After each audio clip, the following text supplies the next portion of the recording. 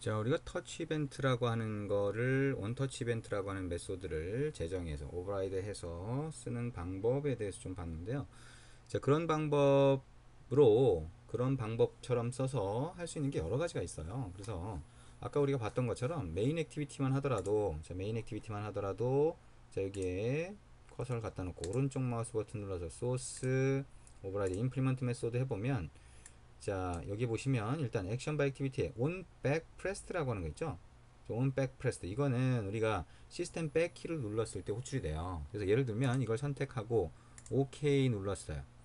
자, on back pressed 시스템 백 키가 눌렸을 때, 자, 주석은 이렇게 없애주고, 그때 만약에 finish 이렇게 해버린다, 어떻게 되는지 한번 보죠. 자, 컨트롤 S 눌렀고요. 자, 그 상태에서 다시 한번 실행을 합니다. 자, my events라고 하는 거 실행을 해서 어떻게 실행이 되는지 한번 보도록 하죠.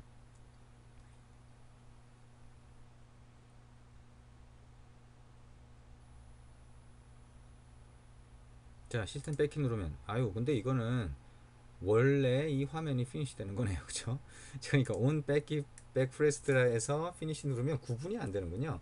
자, 그러면 자, 이렇게 하지 말고 토스트 메시지 한번 뿌려주면 될까요? 네, 토스트 메시지 뿌려주는 게 더 빠르겠네요. 확인하기 좋겠네요. 토스트 점 make text this, 자, 그 다음에 자, on back prest라고 하는 게 여기 이렇게 on back pressed 콜드 호출됨 이렇게 할까요? 자, 이렇게 하고, 자, toast 점 length long 점 show, 자, 토스트 메시지 뿌려주는 코드 굉장히 많이 입력을 하고 있죠. 굉장히 자주 입력하고 있으니까 자, 어떻게 뿌려주는지 이제 충분히 익숙해지는 때가 되어가고 있을 겁니다. 자, 다시 한번 실행을 해주고요. 자, 어떻게 되는지 한번 보도록 하겠습니다.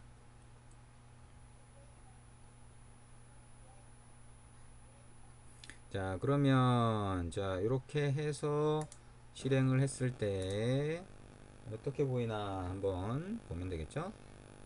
자, 지금 다시 실행이 된 건가요?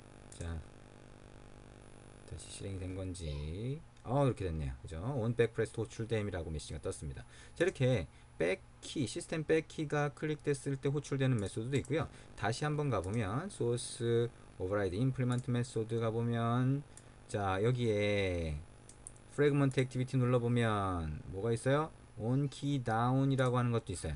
on key down, on key up 이런 것들이 막 있습니다. 그죠? 그래서 on key down이라고 하는 거는 키가 눌렸을 때예요. 그래서 우리가 홈 키라든가 이런 것들이 눌렸을 때 어떻게 반응하게 하는지, 자, 소프트 키가 눌렸을 때 어떻게 반응하게 하는지 이런 것들을 결정하게 만들 수가 있습니다. 아, 우리가 키 값도 이벤트로 받을 수 있구나. 자, 그리고 심지어는 포커스 값을 받을 수도 있어요. 그래서 에디트 텍스트 입력 상자에 포커스가 왔을 때 그때 어떻게 반응하게 할지 이런 것들도 여러분이 처리를 할 수가 있습니다. 자, 그리고 마지막으로 우리가 단말을 회전할 때 그때 이벤트 처리하는 것도 있는데요. 이거는 설명을 제가 좀 하도록 하겠습니다.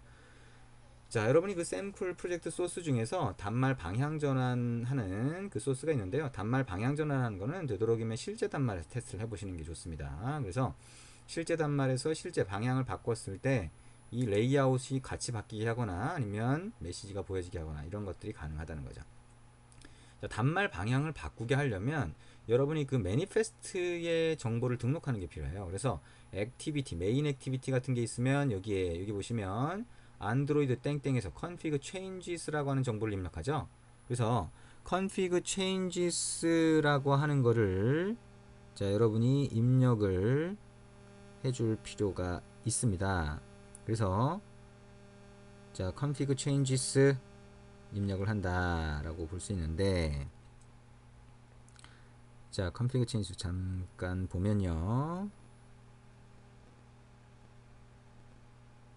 자, 여기에는 우리가 오리엔테이션이라고 하는 거하고 스크린 사이즈라고 하는 거 넣었죠. 네, 오리엔테이션과 세로줄, 스크린 사이즈, 그 다음에 레이아웃 디렉션 이런 것까지 요즘에는 같이 넣어주시면 됩니다.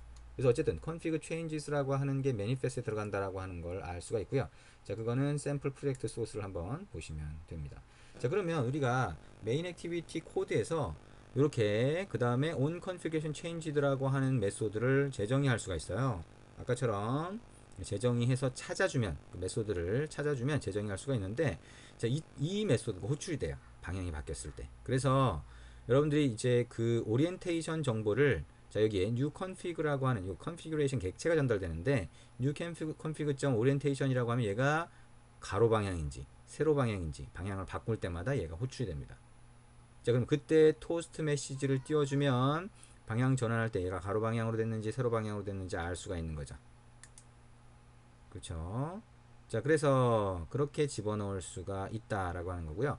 아예 항상 세로 방향 항상 가로 방향으로만 보이고 싶다라고 했을 때는 아까 매니페스트의 액티비티를 등록할 때 스크린 오리엔테이션이라고 하는 요 속성을 지정할 수도 있어요. 그래서 랜스케이프 뭐 이렇게 지정을 하면 가로 방향으로만 예, 지정이 됩니다.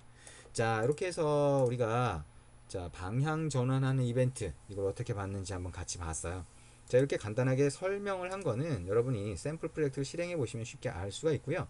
자 거기서 중요한 거 두 가지죠. 하나는 매니페스트에 등록을 한다. 자 config changes라고 하는 걸 등록을 한다. 두 번째 on configuration changed라고 하는 함수 메소드를 자바 소스에서 재정의하면 방향이 전환될 때마다 얘가 호출이 된다 라고 하는 거 생각을 하시면 됩니다. 자 그래서 오늘은 우리가 이벤트라고 하는 걸 봤는데요.